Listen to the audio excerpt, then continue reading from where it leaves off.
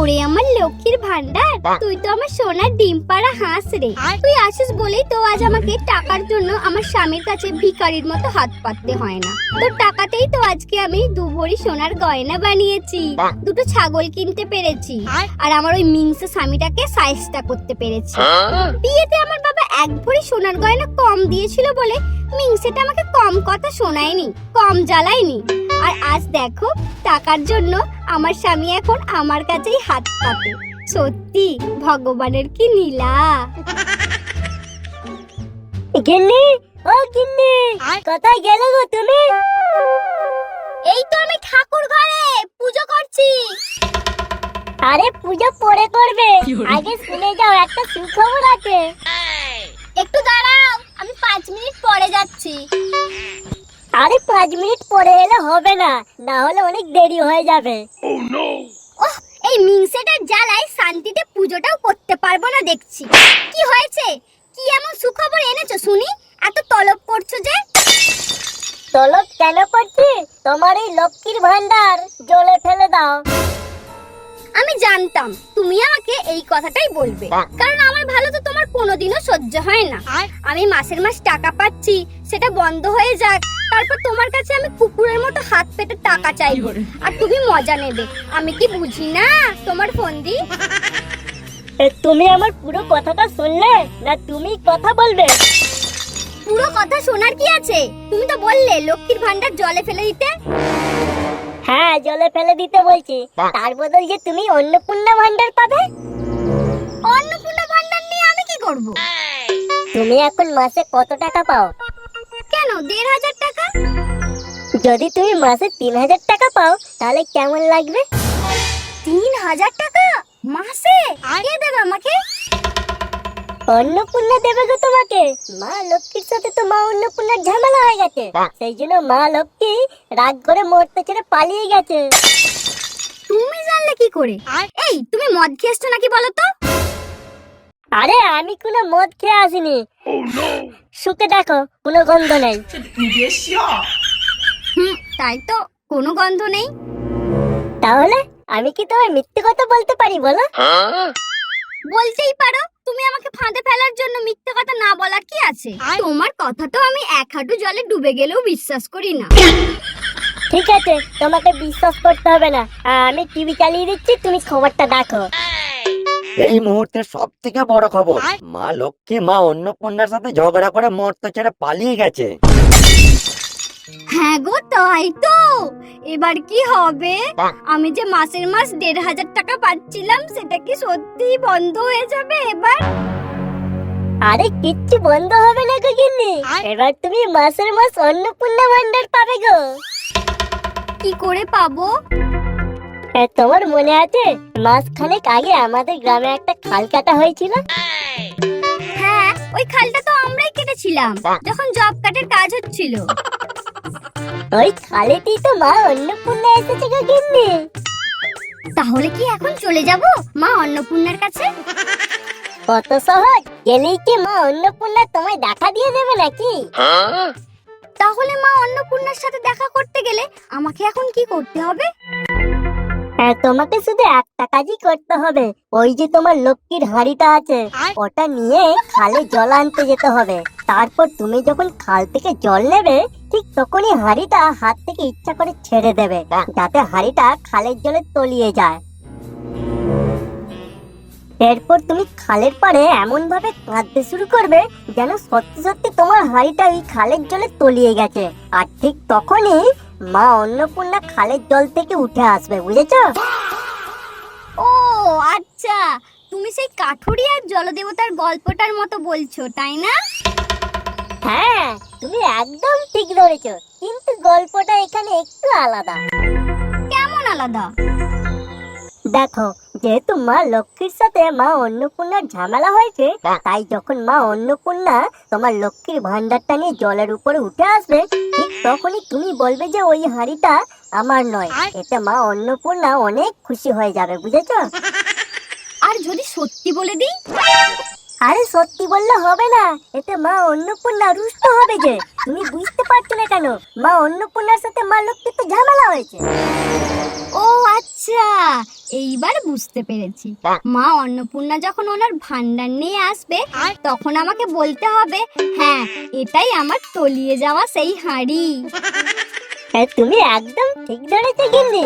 এতে মা অন্নপূর্ণা অনেক খুশি হবে, তারপর খুশি হয়ে ওনার ভান্ডারটা তোমাকে দিয়ে দেবে, বুঝেছো? তাহলে আর দেরি করে লাভ নেই, বুঝেছো? এক্ষুনি আমি হাঁড়িটা নিয়ে খালে জল আনতে যাই।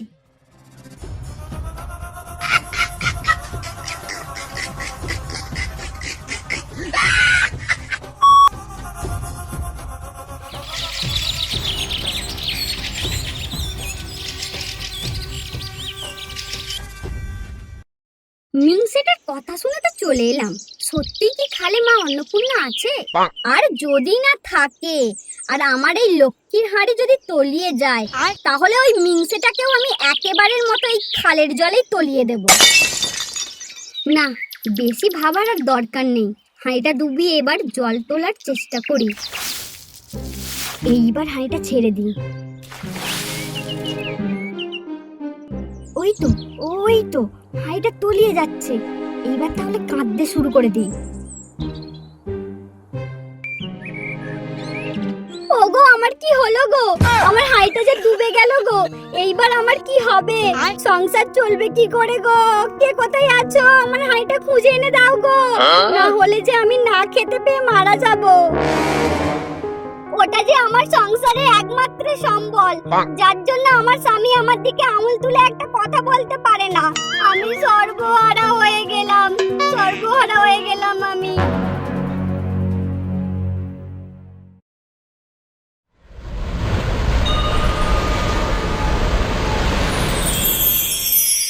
এ কি মা, তুমি কাঁদছো কেন?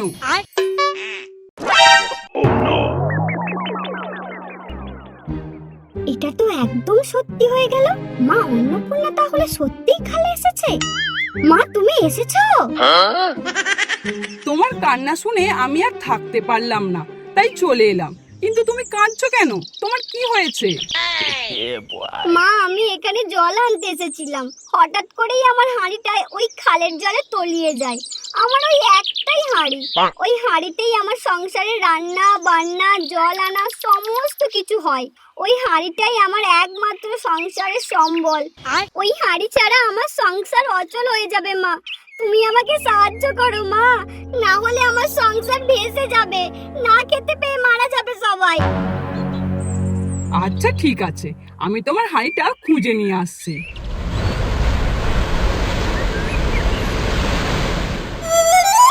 দেখো তো মা, এটাই কি তোমার সেই তলিয়ে যাওয়া হাঁড়ি?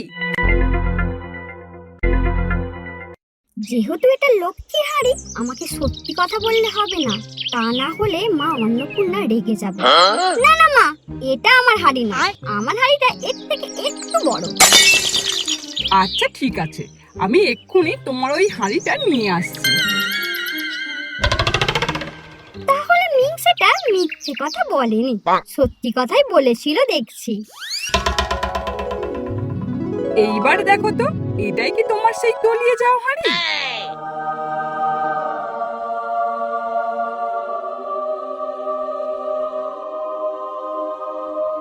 হ্যাঁ হ্যাঁ মা, এটাই তো আমার সেই তলিয়ে যাওয়া হাঁড়ি, যেটা দিয়ে আমার সংসার চলে।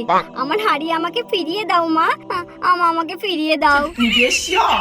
তুমি মিথ্যে কথা বলছো। এটা তোমার হাঁড়ি নয়, এটা আমার হাঁড়ি, যাকে তোমরা অন্নপূর্ণা ভান্ডার নামে চেনো। না মা, ওটাই আমার হাঁড়ি। দয়া করে আমার হাঁড়ি আমাকে ফিরিয়ে দাও মা। তুমি আবার মিথ্যে কথা বলবে? তুমি জানো না ঠাকুর দেবতার সামনে মিথ্যে কথা বলতে নেই? মিথ্যে কথা বললে আমরা আগে থেকেই জেনে যাই। সত্যিই তো, ঠাকুর দেবতার সামনে তো মিথ্যে কথা বলতে নেই। কিন্তু ও যে বললো মা লক্ষ্মীর সাথে মা অন্নপূর্ণার ঝামেলা হয়েছে। তোমায় কে বলেছে আমার সাথে লক্ষ্মীর ঝামেলা হয়েছে? হ্যাঁ, বলছি আমার সাথে লক্ষ্মীর ঝামেলা হয়েছে, তোমাকে কে বললো? আমার স্বামী বলেছে মা, বললো মা লক্ষ্মীর সাথে নাকি মা অন্নপূর্ণার ঝামেলা হয়েছে, তাই লক্ষ্মীর হাঁড়িটাই খালের জলে ফেলে দিলে তুমি নাকি খুশি হয়ে তোমার ওই অন্নপূর্ণা ভান্ডারটা আমায় দিয়ে দেবে। তোমার কি মাথা খারাপ হয়ে গেছে? লক্ষ্মী তো আমারই মেয়ে, তার সাথে আমার কি কোনোদিনও ঝামেলা হয়? তাহলে খবরে যেটা দেখলাম সেটাও কি মিথ্যে? ওইসব খবরের চ্যানেলকে একদম বিশ্বাস করবে না। ওরা যেমন সাপের মুখেও চুম খায়, তেমন আবার ব্যাঙের মুখেও চুম খায়। তাহলে মা আমার ওই লক্ষ্মীর হাঁড়িটাই ফেরত দিয়ে দাও, আমার তো কোনো দোষ নেই বলো। তোমার কোনো দোষ নেই ঠিকই, কিন্তু তুমি প্রলোভনের ফাঁদে পা দিয়েছো, তাই তুমি তোমার লক্ষ্মীর হাঁড়ি আর ফেরত পাবে না। না মা, এই রকমটা একদম করো না মা, না হলে আমি একেবারে অচল হয়ে পড়বো মা। সংসারে আমার যে আর কোনো দাম থাকবে না মা। দয়া করে তুমি আমার ওই লক্ষ্মীর হাঁড়িটা ফেরত দিয়ে দাও মা। তোমার আমার ওই অন্নপূর্ণা ভান্ডার লাগবে না, আমার লক্ষ্মীর ভান্ডারই ঠিক ছিল। তুমি আমাকে ফেরত দিয়ে দাও মা আমার লক্ষ্মীর ভান্ডার। তা আর সম্ভব নয়, তুমি লক্ষ্মীর হাঁড়িকে অপমান করেছো, এতে মা লক্ষ্মী খুব দুঃখ পেয়েছে। তাহলে কি মা আমার সংসার চলবে না? আমার সংসার কি ভেসে যাবে? এইবার তো আমার স্বামী আমাকে উঠতে বসতে কথা শোনাবে, কোনো একটা উপায় নেই মা? একটা উপায় আছে। কি কি উপায় মা? 12 পাতার ফর্ম, এটা তোমায় পূরণ করতে হবে। 12 পাতার ফর্ম? কি লিখবো আমি এতে? বেশি কিছু নয়, ওই প্রথম বিশ্বযুদ্ধ, দ্বিতীয় বিশ্বযুদ্ধ, পলাশির যুদ্ধ, মোগল সাম্রাজ্যের পতন, ব্রিটিশ শাসন, ইংরেজ শাসন। মা আর কি কিছু বাকি আছে? হ্যাঁ, আর ওই টিএমসি শাসন, বিজেপি শাসন আর আরশোলার ভূমিকা। তাহলেই তোমার ওই 12 পাতার ফর্ম ফিল আপ হয়ে যাবে। মা তুমি ওই ফর্মে আরো একটা পাতা যোগ করে দাও। আরো একটা পাতা? কিসের পাতা? আমার স্বামীর ডেথ সার্টিফিকেট, কারণ আমি তো ওকে এবার এই খালের জলেই তলিয়ে দেবো, তাই বললাম। ঠিক আছে, তুমি তোমার স্বামীকে নিয়ে আসো, তুমি এই খালের জলে তলিয়ে দিলেই আমি ওকে নিয়ে সমুদ্রের জলে তলিয়ে দেব। তারপর আমি নিজেই তোমার স্বামীর ডেথ সার্টিফিকেট এটা যোগ করে দেব।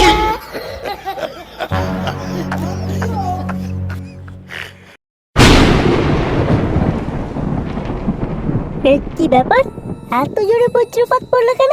কোনো কি শুভ সংকেত দেখা দিচ্ছে? তাহলে কি আমার বউ দুঃখে ডুব দিয়ে মরে গেল নাকি? কই দেখি তো বাইরে গিয়ে। God have mercy upon us.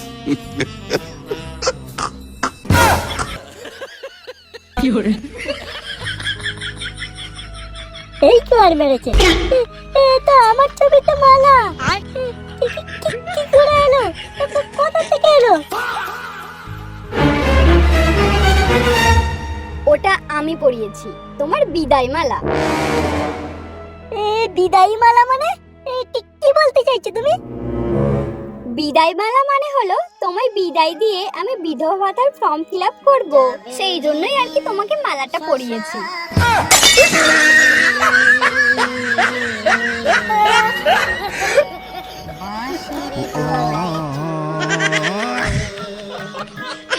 যাবি যেদিন শ্মশান ঘাটে